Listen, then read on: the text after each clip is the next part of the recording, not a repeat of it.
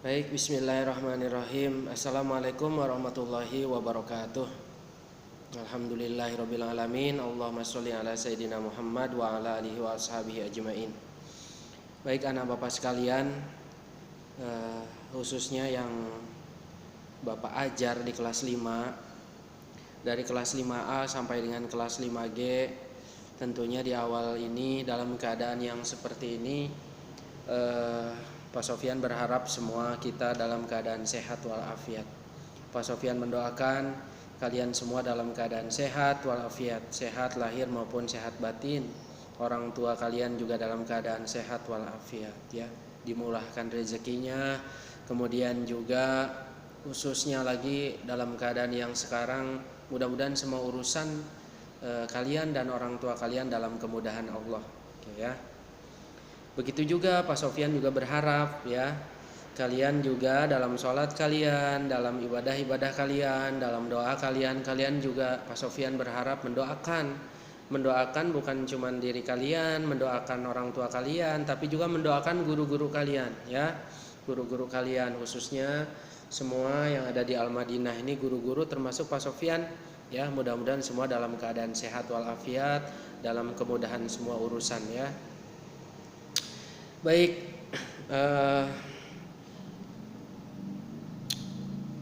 tinggal satu materi lagi sebenarnya, ya. Sebenarnya tinggal satu materi lagi di kelas 5 ini, ya. Semester 2 kita belajar tentang surat Al-Maun. Kemudian setelah surat Al-Maun itu kita belajar makna beriman kepada Rasulullah. Kemudian setelah makna beriman kepada Rasulullah, Rasulul Azmi. Kemudian kita juga belajar tentang makna hidup sederhana, makna hidup ikhlas, kemudian tentang sholat tarawih, kemudian juga tentang tadarus Al-Quran. Nah, yang terakhir itu di kelas 5 semester 2 ini adalah materinya atau temanya adalah tentang Luqman Al-Hakim, ya. Tinggal satu lagi sebenarnya, Luqman Al-Hakim. Mudah-mudahan dalam kesempatan yang baik ini, dalam video singkat ini, Pak Sofyan bisa menjelaskan kepada kalian, ya, tentang Luqman Al-Hakim ini, ya. Pak Sofyan sudah minta melalui wali kelas kalian, ya, dan mudah-mudahan juga ini sudah dikerjakan, ya. Pak Sofyan sudah minta membaca tentang Luqman Al-Hakim. Kemudian Pak Sofyan juga sudah minta kalian untuk merangkum. Terus juga bahkan ada di halaman tertentu yang Pak Sofyan pengen kalian itu hafal kisah Luqman Al-Hakim itu.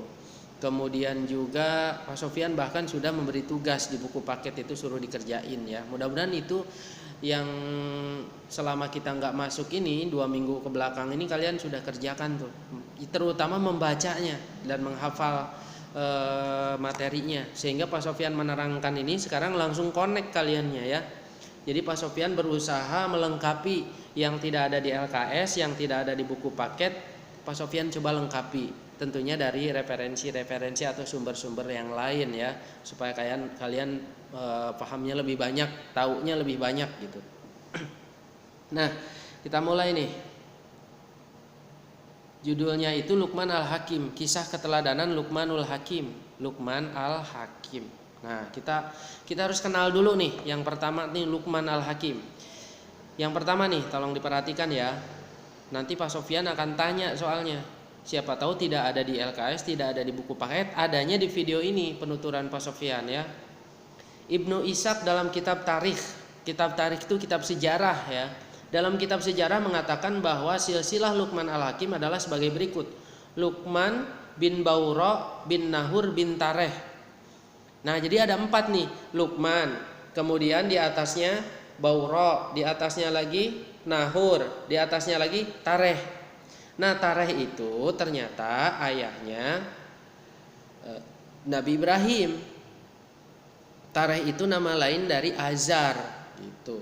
Jadi Pak Sofyan ulangi nih silsilahnya, Luqman, kemudian di atasnya Baura, di atasnya lagi Nahur, di atasnya lagi Tareh. Jadi kalau misalnya orang Arab itu, ya, di kita juga sih sebenarnya, ya. Jadi udah pakai bin tuh, ya. Jadi Luqman bin Baura bin Nahur bin Tareh, sehingga sebenarnya Luqman itu adalah cicit dari ayahnya Nabi Ibrahim, yaitu Azar, yaitu Tareh, seperti itu ya. Kemudian Luqman berusia panjang, ia hidup kurang lebih selama 1000 tahun. Nah, para ulama menyampaikan kurang lebih 1000 tahun umurnya. Luqman hidup sezaman dengan Nabi Daud. Bahkan sebelum Nabi Daud diutus sebagai nabi, Luqman telah menjadi mufti atau pemberi fatwa dan tempat berkonsultasi serta bertanya Nabi Daud. Nah, dari sini sebenarnya tolong perhatikan. Jadi Luqman itu hidupnya sezaman tuh dengan Nabi Daud, atau Nabi Daud hidupnya sezaman dengan Luqman Al-Hakim. Bahkan Luqman Al-Hakim itu menjadi sosok guru bagi Nabi Daud sebelum dia mendapatkan wahyu, sebelum dia diangkat menjadi nabi itu, Nabi Daud itu sering nanyanya sama Luqman Al-Hakim. Begitu ya. Ini nggak ada di buku paket kayaknya, tapi harus kalian tahu. Kemudian Qatadah pernah meriwayatkan dari Abdullah bin Zubair bahwa ia pernah bertanya kepada Jabir bin Abdullah tentang Luqman. Jabir mengatakan bahwa Luqman berbadan pendek dan berhidung pesek. Luqman berasal dari daerah Nubi, Mesir, benua Afrika. Nah, poin yang selanjutnya ini ingin dijelaskan tentang ciri fisik Luqman. Nah, jadi Luqman itu dia itu badannya pendek, kemudian hidungnya pesek, kulitnya hitam. Karena apa? Karena berasal dari Afrika, benua Afrika ya. Benua Afrika itu hitam semua, rasnya seperti itu. Ya, di daerah Nubi, Mesir. Nah, tapi ini dari poin ini Pak Sofyan juga pengen kaitkan ini ya, ada maknanya nih ya. Luqman itu dimuliakan sama Allah ya. Dicatat dalam sejarah di dalam Al-Qur'an, bahkan ada surat tersendiri kan, surat Luqman. Padahal fisiknya itu dalam tanda petik enggak ganteng, enggak tampan.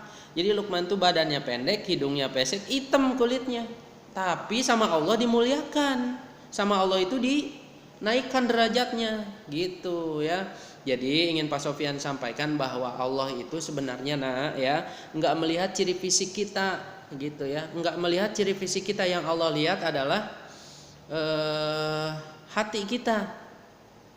Innallaha la yanzur ila suwarikum wa ajsamikum. Jadi Allah enggak ngelihat jasad kita. Yang Allah lihat apa? Hati dan amal kita ya. Jadi maksudnya kalau nih misalnya kita ketika bercermin, alhamdulillah ya fisik saya baik. Nah, hati-hati, fisiknya baik itu harus disyukuri ya, harus baik, harus rajin sholat, ibadah, syukur sama Allah. Jangan sombong ya. Karena kalau ganteng, tampan, sombong percuma ya. Nah, sebaliknya kalau kita bercermin kok saya fisiknya begini ya, ya syukuri ya. Mungkin hidung kita pesek, kulit kita hitam, badan kita pendek, ya syukuri gitu ya. Karena Allah nggak ngelihat ciri fisik kita, tetap mulia gitu ya, tetap dimuliakan sama Allah, tetap derajatnya itu tinggi. Nah, kan ada dua orang nih yang paling enggak kita ketahui nih, yang ciri fisiknya itu kurang baik dalam tanda petik ya, bukan Pak Sofyan mau jelekin, bukan. Yang justru dimuliakan sama Allah. Siapa? Luqman Al-Hakim yang pertama. Yang kedua pernah dengar kan? Bilal bin Rabah. Gitu ya. Bagaimana Bilal bin Rabah itu mempertahankan keimanannya ya. Itu yang Allah lihat. Bahkan Bilal bin Rabah itu kata Nabi Muhammad itu, ketika Bilal bin Rabah itu masih hidup, Nabi itu pernah mimpi apa? Sendalnya itu ada di surga. Gitu. Orangnya masih ada di dunia, masih hidup Bilal bin Rabahnya, tapi sendalnya udah ada di surga gitu, saking sama Allah itu dimuliakannya gitu ya. Kemudian pernah suatu hari datanglah seorang lelaki berkulit hitam kepada Sa'id, mengadukan kepadanya tentang hitamnya dirinya. Jadi ada orang hitam ngadu sama temannya nih, temannya siapa? Sa'id nah, gitu ya. Kemudian Sa'id ini memberikan nasihat apa coba? Janganlah engkau berduka sebab masalah kulit yang hitam. Sebab diantara manusia pilihan itu ada 3 tuh ya. Bahkan ada 3, tadi Pak Sofyan bilangnya 2. Siapa nih? Ada 3 orang yang semuanya berkulit hitam, tetapi Allah muliain. Ya, Allah angkat derajatnya. Siapa? Yang pertama Bilal bin Rabah tuh yang tadi Pak Sofyan bilang. Yang kedua Luqman Al-Hakim yang lagi kita bahas sekarang. Kemudian yang ketiga itu Mihja. Mihja itu siapa? Budaknya Umar bin Khattab. gitu, saking mulianya tuh ya. Jadi fisik baik, ganteng, cakep, cantik nggak ada urusan. Allah itu yang urusan Allah tuh yang Allah lihat itu siapa? Orang yang di dalam hatinya, ya, hatinya gimana, amalnya gimana. Allah nggak ada urusan sama fisiknya, ya. Fisik bagus, tapi sombong gimana, ya. Orang nggak suka, walaupun ganteng tapi sombong, suka mukul dan seterusnya, pasti orang lain nggak suka. Tapi ada orang yang pas-pasan mukanya, ya, mohon maaf, nggak ganteng-ganteng amat, tapi dia baik sama temen, ramah sama temen, suka bantu temen, seneng. Orang pasti seneng. Lanjut, pekerjaannya tuh gimana Pak Luqman Al-Hakim itu? Nah, ini melengkapi juga yang ada di buku paket ya. Ada yang bilang para ulama itu profesinya Luqman itu, pekerjaannya Luqman sehari-hari itu sebagai tukang jahit. Ada tuh yang bilang begitu. Kemudian ulama lain juga ada yang bilang ada tukang kayu ya beliau itu. Kemudian ada tukang kayu bakar. Ada yang terakhir mengatakan sebagai penggembala ya. Jadi kalian kalau ditanya sama Pak Sofyan, Luqman itu kerja kesehariannya apa? Boleh tuh jawab apa aja tuh sesuai dengan yang Pak Sofyan jelasin atau yang ada dalam buku paket. Pak sebagai penggembala, Pak Sofyan benerin. Pak sebagai tukang kayu bakar, Pak Sofyan benerin. Insya Allah ini juga para ulama bilang seperti ini, nggak ngasal ya. Jadi ada referensinya, ada sumbernya gitu. Lanjut. Riwayat lain menuturkan bahwa Luqman adalah seorang qadhi. Qadhi itu hakim. Tapi ada juga yang bilang kalau Luqman itu hakim, gitu. Karena dia kan orang baik, orang bijaksana. Orang banyak minta pendapat sama dia, ya. Orang banyak minta nasihat sama dia, makanya disebut hakim. Yang tadi Pak Sofyan di awal sebutin, bahkan Nabi Daud sendiri sebelum jadi nabi itu konsultasinya sama Luqman Al-Hakim. Gitu ya. Nah selanjutnya ini ada kisah Luqman, daging terbaik dan daging terburuk. Nah ini kayaknya nggak ada di buku paket nih ya. Coba kalian perhatikan. Pak Sofyan ini ingat cerita ini ketika Pak Sofyan duduk di SMA ya. Ingat sampai sekarang. Karena dulu belajarnya mungkin serius. Jadi ingat sampai sekarang. Nah Pak Sofyan juga pengen kalian nih walaupun dalam video singkat ini kalian serius dengerinnya. Jadi ada kisah begini supaya kalian ingat sampai seterusnya sampai dewasa nanti. Jadi pernah ada orang yang meminta Luqman Al-Hakim untuk mengambilkan organ terbaik dan organ terburuk dari hewan kurban. Orang ini menyembelih nih. Pertama dia sembelih nih hewan kurban nih. Taruhlah misalnya kambing, disembelih nih, kambing set sembelih. Luqman dipanggil, "Ya Luqman sini. Coba nih dari hewan ini yang udah saya sembelih ini organ terbaiknya apa? Ambil deh." Gitu ya. Akhirnya diambil nih sama Luqman nih organ terbaiknya. Ternyata Luqman itu mengambil hati sama mulutnya dari hewan kurban. Itu organ terbaik. Kemudian yang kedua disembelih lagi nih. Dipanggil lagi Luqman. Kalau tadi organ terbaik, sekarang ambil organ terburuknya apa? Ternyata Luqman sama ngambilnya. Organ terburuknya juga yang diambil adalah hati sama mulutnya. Nah, yang nyembelih heran, nanya, "Ini tadi saya nyuruh organ terbaiknya apa? Kamu ambil hati sama lidah atau sama mulutnya. Sekarang yang terburuknya juga sama, itu juga yang diambil. Maksudnya apa?"